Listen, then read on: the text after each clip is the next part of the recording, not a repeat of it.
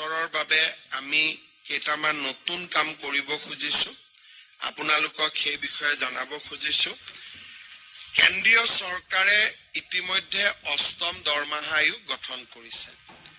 ভাৰতৰ কোনো ৰাজ্যই এতিয়ালৈকে ৰাজ্যিক পৰ্যায়ত ষ্টেট পে কমিশ্যন গঠন কৰা নাই কিন্তু আজি আমি অসমৰ প্ৰাক্তন অতিৰিক্ত মুখ্য সচিব সুভাষ দাসৰ অধ্যক্ষতাত 8th Assam Pay Commission constitute কৰাৰ সিদ্ধান্ত লৈছো এতিয়ালৈকে ভাৰতৰ কোনো ষ্টেট গভৰ্ণমেণ্টে পে কমিশ্যন কনষ্টিটিউট কৰা নাই নমস্কাৰ অষ্টম দৰমহা আয়োগৰ ড্ৰাফট প্ৰস্তুত সম্পৰ্কত এক গুৰুত্বপূৰ্ণ খবৰ আহিছে কৰ্মচাৰী আৰু পেঞ্চনাৰৰ কাৰণে অত্যন্ত গুৰুত্বপূৰ্ণ হিচাপে বিবেচিত হৈছে কিয়নো ইতিমধ্যে অষ্টম দৰমহা আয়োগৰ ড্ৰাফট সম্পৰ্কে এক গুৰুত্বপূৰ্ণ খবৰ আহি পৰিছে চৰকাৰী কৰ্মচাৰীসকলৰ ন্যূনতম দৰমহা নিৰ্ধাৰণৰ প্ৰক্ৰিয়াটো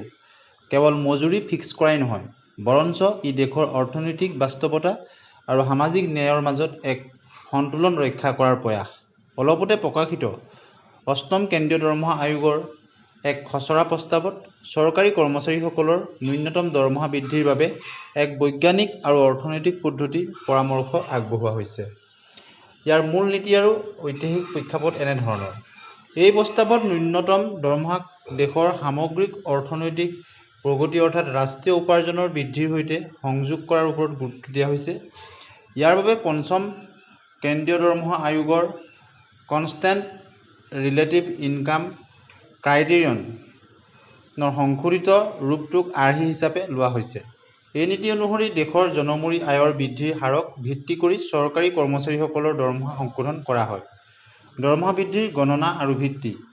পৰিসংখ্যা আৰু কাৰ্যসূচী ৰূপায়ণ মন্ত্ৰালয় MSCB তথ্য অনুসৰি 2016-17 বৰ্ষৰ পৰা 2024-25 বৰ্ষৰ ভিতৰত দেশৰ জনমূৰি নেট ৰাষ্ট্ৰীয় আয় যি পাৰ কেপিটা নেট নেশ্যনেল ইনকম বুলি কোৱা হয় তাৰ 1,03,219 টকাৰ পৰা 1,92,774 টকালৈ বৃদ্ধি পাইছে গতিকে এই যি নতুন নীতি বা আৰ্হি ইয়াৰ ড্ৰাফটত কিছু নতুন সংযোজন কৰা হৈছে যাৰ দ্বাৰা পৰৱৰ্তী সময়ত কৰ্মচাৰীসকল আৰু পেঞ্চনাৰসকল উপকৃত হ'ব আৰু এই সময়ছোৱাত দেশৰ জনমূৰি আয়ৰ সামগ্ৰিক বৃদ্ধি হৈছে 86.76% য'ত মুদ্ৰাস্ফীতিৰ প্ৰভাৱো অন্তৰ্ভুক্ত আছে এই 86.76% বৃদ্ধিৰ কাৰকটোক অষ্টম দৰমহা আয়োগৰ ন্যূনতম দৰমহা নিৰ্ধাৰণৰ মূল ভিত্তি হিচাপে প্ৰস্তাৱ কৰা হৈছে প্ৰস্তাৱিত নতুন দৰমহাৰ গাঁথনি সপ্তম দৰমহা আয়োগৰ বৰ্তমান গাঁথনিৰ সৈতে এই নতুন বৃদ্ধিৰ হাৰ 58% মৰগীয়া বানচ অৰ্থাৎ ডিএক যোগ কৰি তলত দিয়া ধৰণে প্ৰাৰম্ভিক হিচাপে লোৱা হৈছে গতিকে এই আৰ্হিত যি 86.76% বৃদ্ধিৰ কাৰকটো তাক আয়োগৰ ন্যূনতম দৰমহাৰ মাপকাঠি হিচাপে লোৱা হৈছে ন্যূনতম দৰমহাৰ মূল দৰমহা অনুসৰি সপ্তম দৰমহা আয়োগত আছিলে ন্যূনতম বেচিক পে 18,000 টকা 58% হাৰত মৰগীয়া বানচ 10,440 টকা আৰু প্ৰস্তাৱিত উপমুঠ চাব টোটেল 28,440 টকা এই খচৰা প্ৰস্তাৱে দেখুওৱা হৈছে যে দেশৰ অৰ্থনৈতিক উন্নয়নৰ সুফল যাতে চৰকাৰী কৰ্মচাৰীসকলেও সমভাৱে লাভ কৰিব পাৰে তাৰ বাবে জনমূৰি ৰাষ্ট্ৰীয় আয়ৰ বৃদ্ধিক মাপকাঠি হিচাপে লোৱা হৈছে